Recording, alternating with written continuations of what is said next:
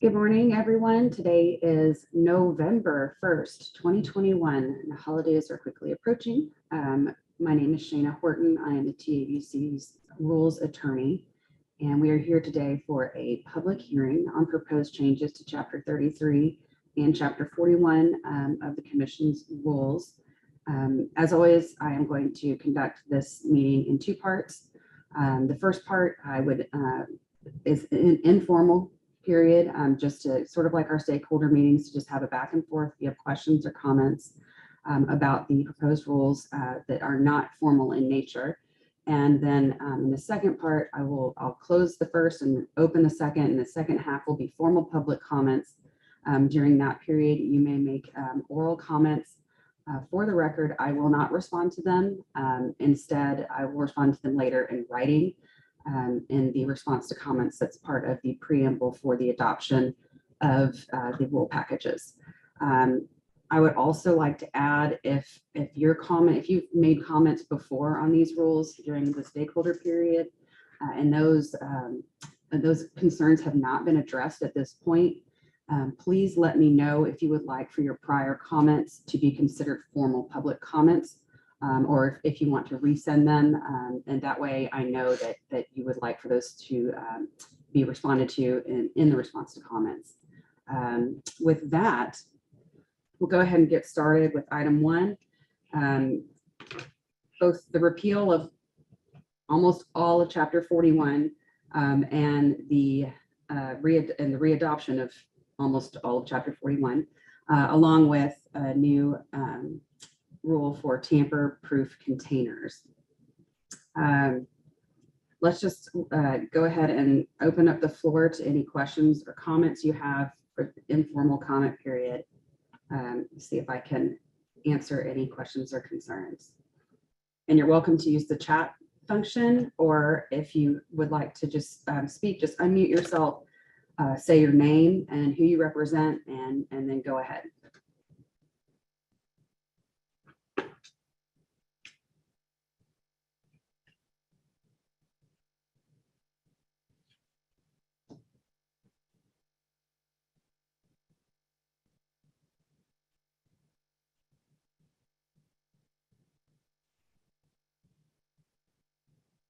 For those of you who are just joining, we are in the informal comment period when we're having an opportunity for conversation, and we're talking about Chapter 41. If you have any comments or questions about any rule in Chapter 41 proposed for adoption, please let me know now, and we will see if we can address it.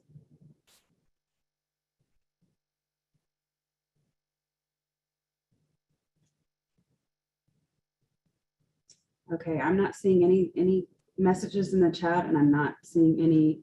Oh, I see Keith Foster. You're unmuted. Yes, I just. Oh. My name is Joyce Foster. Can you hear me? Yes. Okay. The question I have is, I'm assuming Chapter 41 is in regards to the permits, the event permits. That's actually the chapter 33. So that's going to be item 2 on our agenda. Oh, okay. All right. Then I'll move on to the next. What is 41? 41 is auditing. So it's mostly rearrangement of the chapter for auditing and excise taxes. Okay. I think we're good on that one. Thank you. Okay. Anyone else? Going once, going twice. Okay. In that case, we're still in the informal comment period, and we will talk about Chapter 33. So Joyce, if you would like to make your comments about the temporary rules. The two-part. The first part is in regards to the file and use. The file and use in the previous format made it easy for, we're a winery. So, and we do a lot of farmers markets and everything, but we also do a lot of other markets. So during the pandemic, when there were markets being shut down, the file and use allowed us to like within a day or 2 days, be able to get into the farmer's market to kind of supplement for that market that we lost. Um, the inability to use the file and use now, where it is basically kind of become useless for wineries. We don't do private events in the sense that that you've got the rules set up for it, and the way it's written now, it's totally useless for wineries. I mean, maybe it works for other people, but it totally doesn't work for us. The other thing, that's the first part. And then the second part, the event permit, the temporary event permit. I noticed that y'all were talking about getting rid of the 2-day minimum requirement, which would be great because usually we're only there one day and we're going on. And it's very difficult to explain to property owners that no, we're not going to be there 2 days. We're only going to be there one, but TABC says we have to be there we have to be 2 on our paper. So that would clarify a lot of the issues we have with our property owners. And then the temporary events, having to do those, here again, it goes back to the file and use. I have to, we have a 10-day, well, actually more than 10 days. I have to know 15, 20 days before the event to be able to get the property form, the booth map, and everything else in order to get the event done. And that works great when you have big events like wine festivals and, very large events. But the smaller, I hesitate to call them mom and pop events, but the little bit smaller, 25 to 30 vendor events, they may decide in 10 days to do an event, and we can't do that one because we have no way of doing a permit for it. So the date constraints on the file and use, and also on the temporary events, puts both of them very difficult for us to use. That's kind of where we're at right now. Farmers markets are generally every weekend, and we have one down here in Victoria that is pretty much 50 weekends a year. And with the constraints we're down to 10. And I'll be honest with you, the farmers markets are what kept us open last year during the pandemic. So I can't think of anything else to say right now, but that's my comment. Thank you. Okay, and just by way of response, I want to remind you that if you have a specific situation that's making any of these limitations problematic for you, there is an opportunity to request a waiver of any of those requirements. So that might be a possibility for your situation, to request a waiver of the days in the date limitations. Okay, so there was nothing in the paperwork that indicated a waiver. So is this something new? No, it's actually in subsection, it was E, it's now going to be D, since we're eliminating the 2-day minimum. Upon written request, the executive director may make an exception to the limitations. So the 4 consecutive days limitations, the 10 events per calendar year. Would this be for a calendar year, or would this just be for that one specific event? It can be for the calendar year. It can be for up to a year. Okay. All right. That's what I needed to. Okay. Thank you.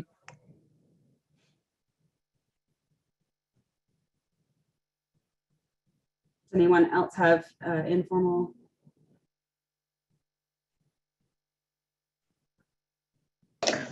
Shana, this is Kelsey with the Restaurant Association. Hi. Hey, so thank you for taking out the minimum of 2 days. That was causing a lot of heartburn and concern. I also have some concerns about the 10 event limit.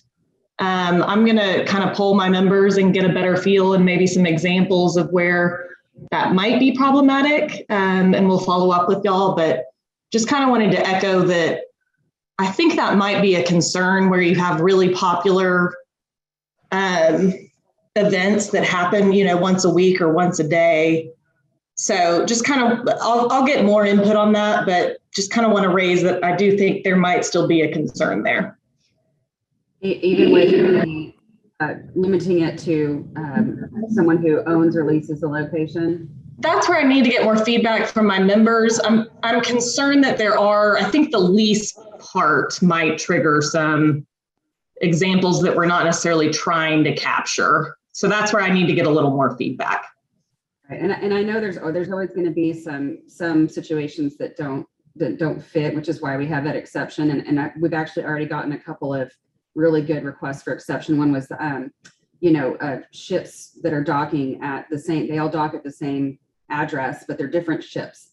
Yeah. So that's very specific. And then there was one where there's a specific venue that does a lot of BYOB events, which of course, then they can't also have a permit for that same location. So, that's two examples. And I guess what we're trying to do is capture mostly everybody the way we want it in this rule, but we do understand that there might be some that are outliers, and we're just hoping that we can, that's just a handful of folks. So that's, if you can find out if it's going to be, 2 or 3 people, we might, just want to talk to them individually. But if it's going to be like a large, chunk of your constituency, then that's different. So that's really helpful to know how big of a problem it is for your folks.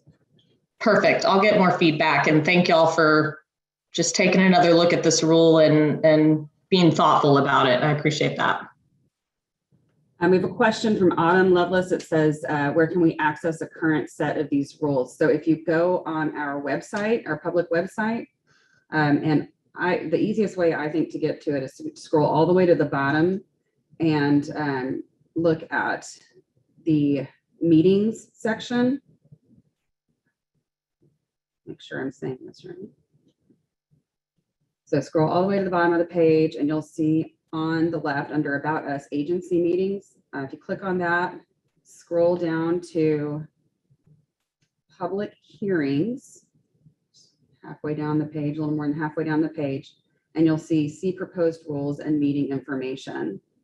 And that will open up board docs, which will have the documents in it. Again, you have to, let's see, full text. Okay, it links you to the Secretary of State's website.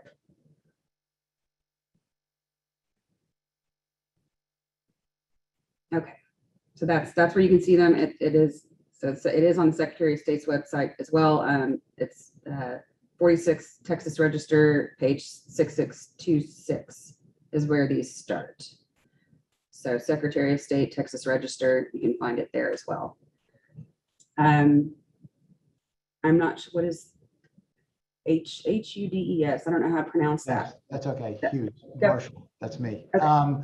So yeah, I would like to just comment, and first of all, thank you very much. I think I am the one that you're referring to about the event venues with the BYOB. So we just wanted to know, we are very thankful that you're open to listening to all this and the exception process, and wanted to thank you for that. But I guess the question for us moving forward, and I guess this is what you're trying to listen to from the open hearing, is what is the next step? Do we just assume or wait to hear what comes out of this? We're fine with the exception process, or do you want, I think we've explained in detail what our situation is, and BYOB without that would destroy our business. So should we follow up with anything in writing to you guys, or should we just sit back and wait to see how this process unfolds? What is our next step, or is it nothing? Well, you have been issued a 1-year exception. So have you seen it, right? Okay, so you're good for a whole year. And the only reason that you would need to make comments now is if you're looking at the revisions that we proposed and you think that those aren't helpful or adequate, and you would prefer them to say something different or do something different. And if everything's going okay for you, then you can just choose not to make any comments on the proposed rules. Otherwise, you may need to come back once a year with the same information and get the same exception. Yeah, so I guess the revisions that we've looked at don't really allow us to continue past the 1 year. So we're fine with requesting that revision, requesting that exception yearly. Or I wanted to understand if you wanted us to try to write something up that would change it to allow our situation to be ongoing, or should we just kind of not do anything at this point? That's totally up to you. I think for me, what the difference is going to be is whether your situation is very, very common or if it's an outlier and it's something that would be appropriate to deal with on a case-by-case basis. And I don't know that. Okay. So if you feel like there's several of you out there, a dozen or something locations like that, and this is going to be an issue for a lot of people, then that some additional language that would cut you out would be great. But if it's just going to be a few of y'all, we've got a process underway right now that we're developing that will make that loop for exceptions quick. So it's totally up to you. Okay, I appreciate it. Thank you very much once again. We have a question. Will temporary permit event date restrictions to 1 day prevent Texas wholesalers from legally delivering during the business schedule Monday through Friday for weekend events? Event date restrictions to 1 day. I'm not sure I understand the question. You can get permit for 2 days if you need it for 2 days to cover delivery. And that's actually why we had the 2-day minimum, was because generally speaking, there's a day that's needed for delivery and or pickup. So you would just get a temporary for two days or 3 days if that's what you need.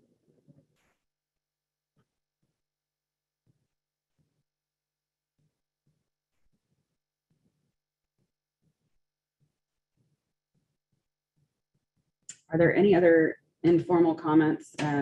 If you want to just unmute yourself and speak, please go ahead.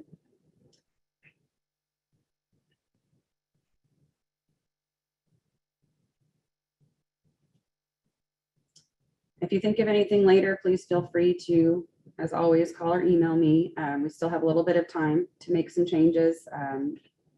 I'm rules@tabc.texas.gov automatically pushes to my email account. So I see those and I can respond to those as well. Okay.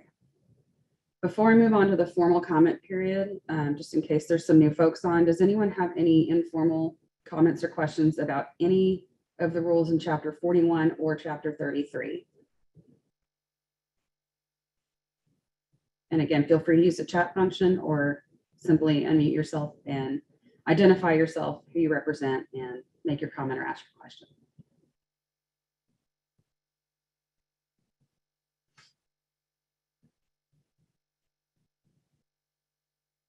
Okay, well, seeing none, we will close informal comment period and we will open the formal comment period. The time is 10:19. It's November 1st, 2021. This is a public hearing of the TABC on repeal of existing Chapter 41 auditing and rules 35.1 through 35.3, 35.5, and 35.6, and adoption of new Chapter 41 auditing. And item number 2, Chapter 33 licensing, repeal of 33.52, adoption of new rules 33.1 and 3380, and adoption of amended rules 33.5, 33.72, and 33.78. At this time, I will open the floor to anyone who wishes to make formal public comment on item 1 regarding Chapter 41.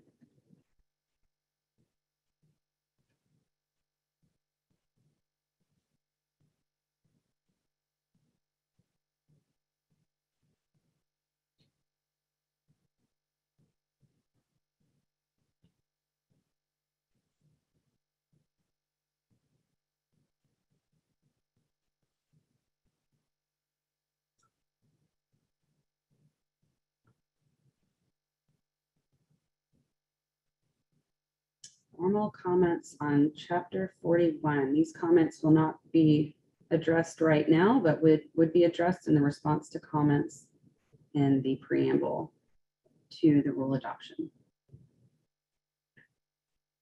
Okay, I'm not seeing any hands raised or anyone unmuted. So with that, we will move to item 2, the chapter 33 rule changes.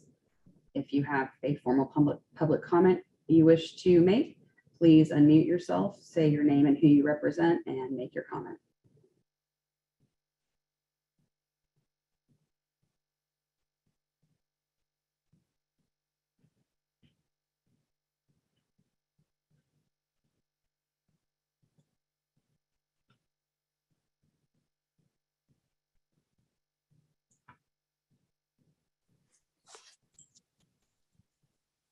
This is Joyce Foster with Sandacero Vineyards.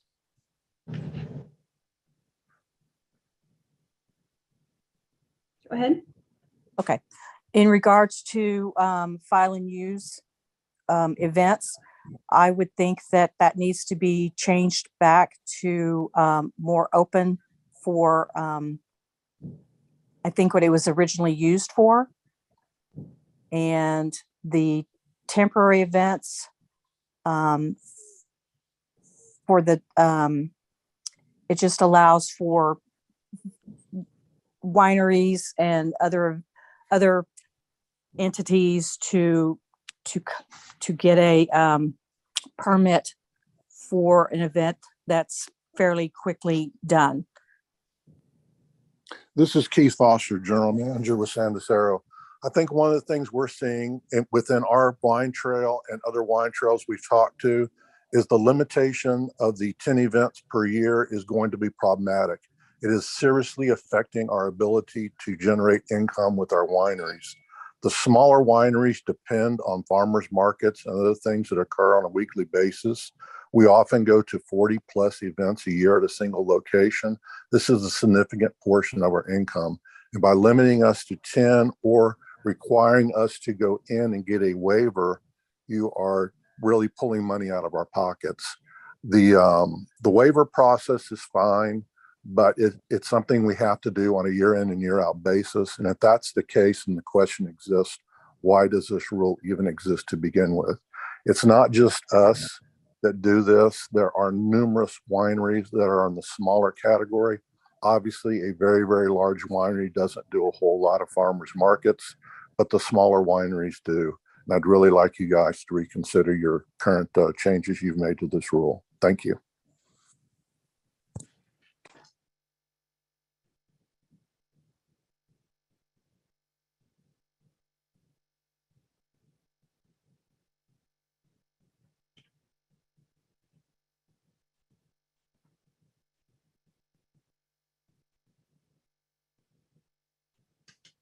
Thank you. Can you spell the name of your winery so that I can make sure I'm getting it correct?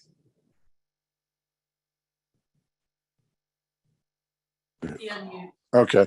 Yes, it's Sandacero, S-A-N, first word, second word, D-U-C-E-R-R-O. Perfect. Thank you so much. You're welcome.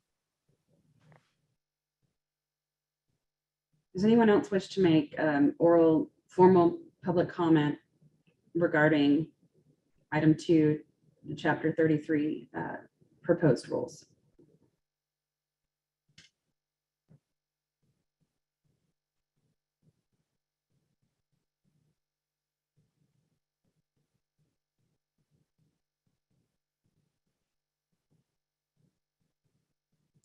I am not seeing anyone unmuting or any hands raised. So I have one last comment. okay. This is Keith Foster again with Sandacero. The restrictions are hurting us, but it's also hurting the farmers markets. These are small groups of county or community events that allow people to come in and sell fruits and vegetables. Our presence at those events adds money to their coffers and increases the availability of fresh fruit, fresh vegetables to a wide range of the community. it's important to them that we are supporting them as much as they are supporting us. Thank you.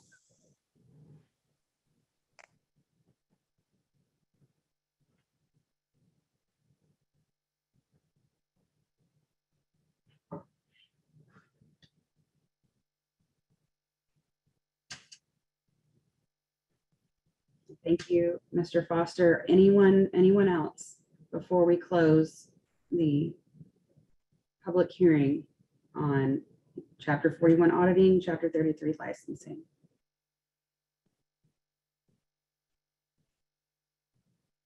Okay, seeing none, I will go ahead and close this public hearing of the TABC on November 1st, 2021 at 10:26 a.m.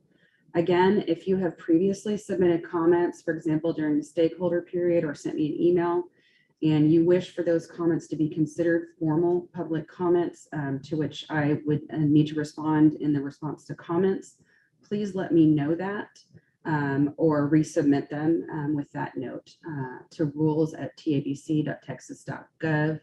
And I believe that is all I have for today. So thank you all very much for being here.